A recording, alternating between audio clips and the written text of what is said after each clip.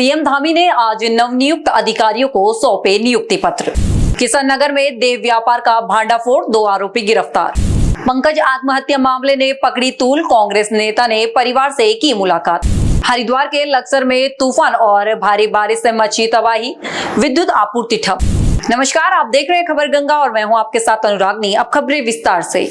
उत्तराखंड के मुख्यमंत्री पुष्कर सिंह धामी ने आज देहरादून में आयोजित एक विशेष कार्यक्रम में 243 से अधिक युवाओं को सरकारी सेवा के नियुक्ति पत्र सौंपे। मुख्यमंत्री ने चिकित्सा एवं स्वास्थ्य विभाग के नवनियुक्त चिकित्सा अधिकारियों, चिकित्सा शिक्षा विभाग के फार्मासिस्टों और उद्यान विभाग के प्रयोगशाला सहायकों को बधाई देते हुए उनके उज्जवल भविष्य की शुभकामनाएं दी। राज्य में भर्ती हो रही है और बिना दलाली के हो रही है, बिना पक्षपात के हो रही है, बिना नकल के हो रही है।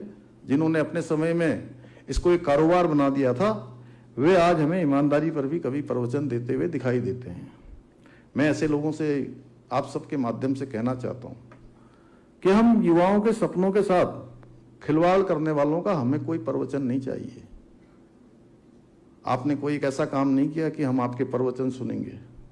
उत्तराखंड की जनता भी अब पहचान चुकी है कि कौन युवाओं के भविष्य के साथी हैं और कौन युवाओं के सपनों के सौदागर हैं। राजधानी देहरादून के कैंट क्षेत्र में दून पुलिस ने सेक्स रैकेट का बड़ा खुलासा किया है।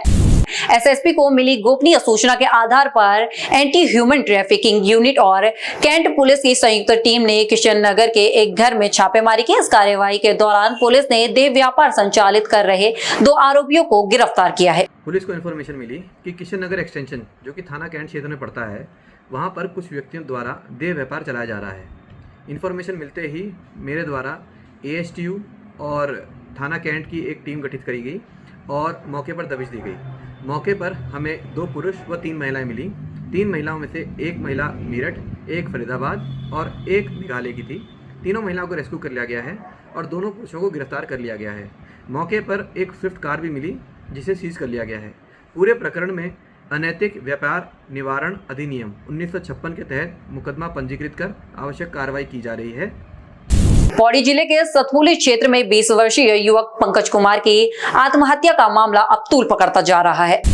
कांग्रेस नेता ने रैतपुर गांव पहुंचकर पीड़ित परिवार से मुलाकात की और मामले की निष्पक्ष जांच की मांग उठाई। मुझे बड़े दुख की बात है और मेरे प्रदेश अध्यक्ष भी और पार्टी के अन्य नेता भी यहाँ आए थे जिस दिन उस बच्चे ने इस तरह का काम किया था।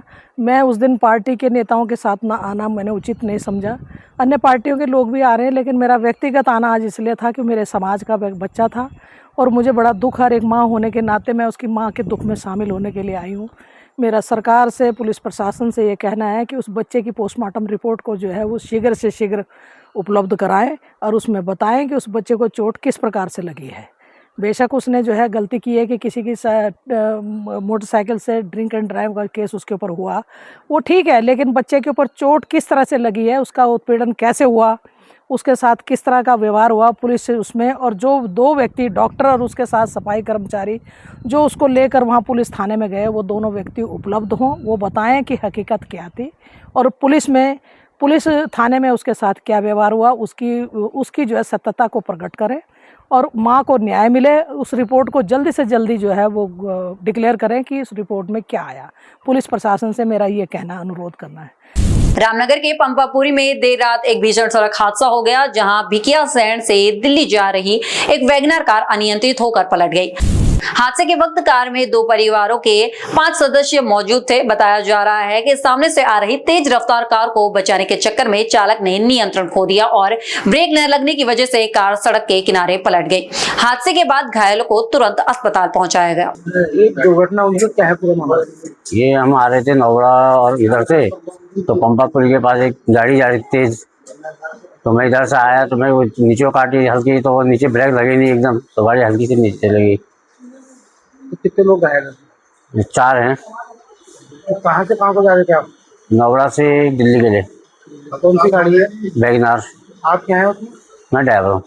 अल्मोड़ा में आज भारतीय जनता युवा मोर्चा के कार्यकर्ताओं ने तमिलनाडु के नेता उदयनिधि स्टालिन के खिलाफ जमकर नारेबाजी की और उनका पुतला दहन किया। बता दें, ये विरोध प्रदर्शन उदयनिधि द्वारा सनातन धर्म को लेकर दिए गए विवादित बयान के खिलाफ किया गया। तमिलनाडु के जो विपक्ष के नेता हैं स्टालिन के पुत्र उदयनिधि द्वारा सनातन धर्म को लेकर जो निंदनीय टिप्पणी की गई है और सनातन धर्म को समाप्ति की बात जो उन्होंने विधानसभा में कही है उसको लेकर हिंदू समाज में और पूरे सनातन धर्म में विरोध का माहौल है और उसी को लेकर भारतीय जनता युवा मोर्चा के नेतृत्व में उदयनिधि का पुतला फूंका जा रहा है और हम भगवान से प्रार्थना करते हैं कि उदयनिधि को सद्बुद्धि प्रदान करे और जो सनातन धर्म की महानता है वो सनातन धर्म की महानता वो समझे और सनातन धर्म के लोगों ने ही आज उन्हें विपक्ष में बैठने लायक बनाया और उसके बाद अगर इसी प्रकार का रवैया रहा तो अगले बार वो विधानसभा से भी बाहर। तमिलनाडु के सदन में डीएमके के नेता उदयनिधि स्टालिन ने जो हिंदू विरोधी सनातन विरोधी बयान दिए उसके विरोध में आज भारतीय जनता युवा मोर्चा पूरे देश में उनके पुतले का दहन कर अपना आक्रोश व्यक्त कर रही है। उनके इस बयान ने इस देश के करोड़ों हिंदू की आस्था का अपमान करा है जो कि इस देश में बर्दाश्त नहीं होगा।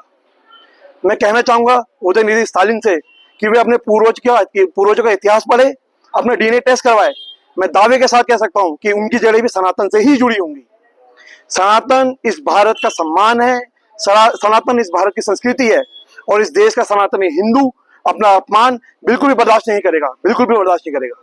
नारसन विकासखंड में आयोजित किसान दिवस कार्यक्रम आज चर्चा में रहा। इस कार्यक्रम में उत्तराखंड किसान आयोग के उपाध्यक्ष चौधरी अजीत सिंह ने शिरकत की, जो आम जनता की तरह बस में सफर कर कार्यक्रम स्थल तक पहुंचे। हालांकि किसान की समस्या सुनने के लिए आयोजित इस बैठक में करीब 20 विभागों को मौजूद रहना था, लेकिन मौके पर केवल 3 विभागों के अधिकारी ही नजर आए। अधिकारियों की इस बढ़ती लापरवाही और गैर हाजिरी पर उपाध्यक्ष ने कड़ा रुख अपनाया है। उन्होंने साफ चेतावनी दी कि इसकी रिपोर्ट जिलाधिकारी और मुख्यमंत्री को भेजी जाएगी ताकि लापरवाही बरतने वाले अधिकारियों पर सख्त कार्यवाही हो सके।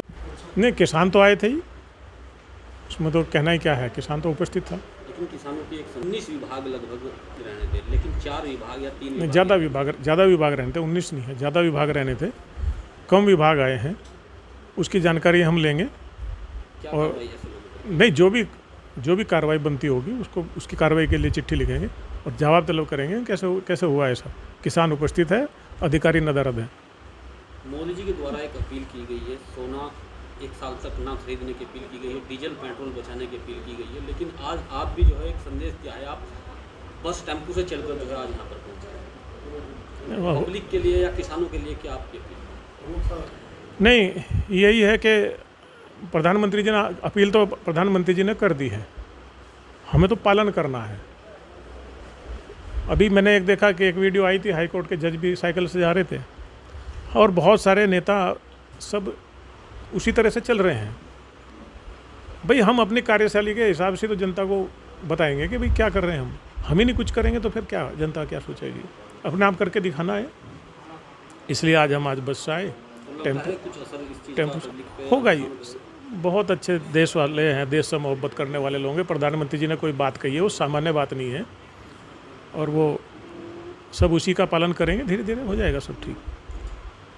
नीट परीक्षा में धांधली और पेपर लीक मामले को लेकर कांग्रेस पार्टी ने केंद्र सरकार पर बड़ा हमला बोला है। देहरादून स्थित कांग्रेस मुख्यालय में प्रेस वार्ता के दौरान राष्ट्रीय प्रवक्ता आलोक शर्मा ने नेशनल टेस्टिंग एजेंसी यानी एनटीए की कार्यप्रणाली पर गंभीर सवाल उठाए। उन्होंने एनटीए को भाजपा और आरएसएस से जुड़ा लोगों का एक एनजीओ करार देते हुए इसे तुरंत बंद करने की मांग की है। मिनिस्ट्री ऑफ एचआरडी ने दिया, क्या पीएमओ ने दिया, क्या कैबिनेट ने दिया? हमारी कुछ मांगे हैं। सबसे पहली मांग है कि एनटीए को स्क्रैप कर देना चाहिए, इसको बंद कर देना चाहिए, इसका फॉरेंसिक फाइनेंशियल ऑडिट होना चाहिए।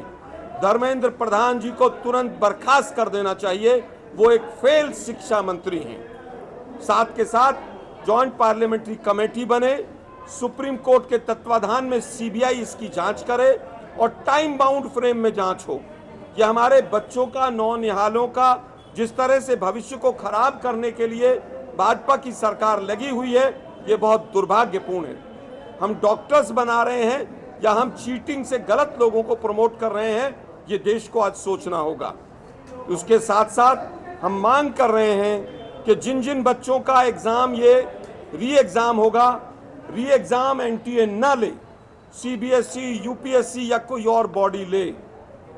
उसके साथ साथ जिन बच्चों ने एग्जाम दिया, जो री एग्जाम में बैठेंगे, सबको कम से कम 10-10 हजार रुपया कंपेंसेशन के तौर पर केंद्र सरकार मुहैया कराए। धर्मनगरी हरिद्वार के लक्सर क्षेत्र में बीती देर रात कुदरत का कहर देखने को मिला। भारी तूफान और मूसलाधार बारिश के चलते क्षेत्र में दर्जनों पेड़ जड़ से उखड़कर गिर गए। कई पेड़ बिजली की लाइनों पर गिर जाने से पूरे इलाके की विद्युत आपूर्ति ठप हो गई। उत्तराखंड की ऐसी तमाम खबरों के लिए बने रहे हमारे साथ और देखते रहिए खबर गंगा। नमस्कार।